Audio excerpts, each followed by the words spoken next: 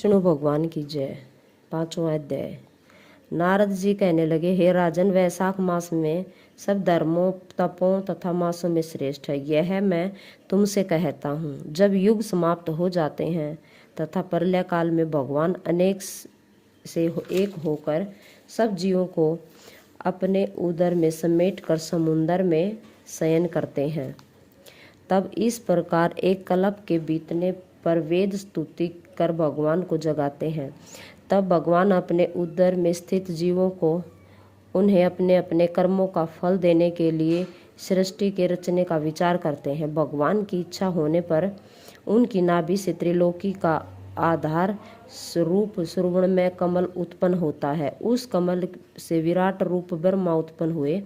फिर सत, रज और तम गुण उत्पन्न हुए और प्रकृति, मर्यादा तथा भुवनों के स्वामी रचे। फिर वर्णाश्रम के विभाग पर धर्म की कल्पना करते हुए वेद मंत्र, स्मृति, पुराण और इतिहास रचकर इसके प्रवर्तक ऋषि उत्पन्न किए। अलग अलग वर्णों के धर्म निर्माण किए। प्रजा अपने धर्म में यथोचित लगी हुई है या नहीं, यह देखने के लिए साक्षात अंतर्यामी भगवान डर दिखाने और परीक्षा के निमित्त अवतार धारण कर आप इस संसार में आए थे।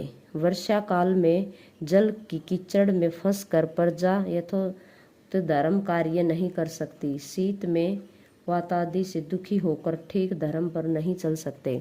शरद ऋतु में ठंड के मारे प्रातः काल नहीं उठते हैं, इससे बड़ा दुख होता है। इस कारण भगवान ने संपूर्ण पापों के निवारण के लिए बसंत ऋतु बनाई है। यह ऋतु स्नान, दान, यज्ञ, क्रिया और सब भोगों के लिए अनुकूल है। मीन की संक्रांति में वर्णाश्रम वासियों के घरों में रहकर भगवान लोगों के कर्मों को देखते हैं।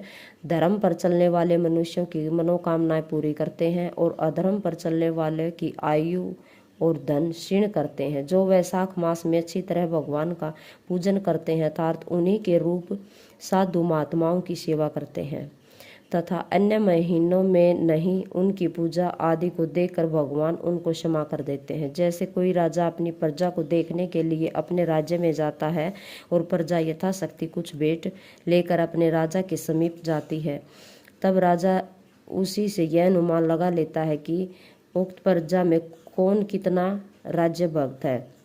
उसी तरह भगवान भी पूजा से यह देखते हैं कि किस मनुष्य में कितनी श्रद्धा है। भगवान इस मास में सब प्राणियों की परीक्षा लेते हैं। बोलो विष्णु भगवान की जय हो।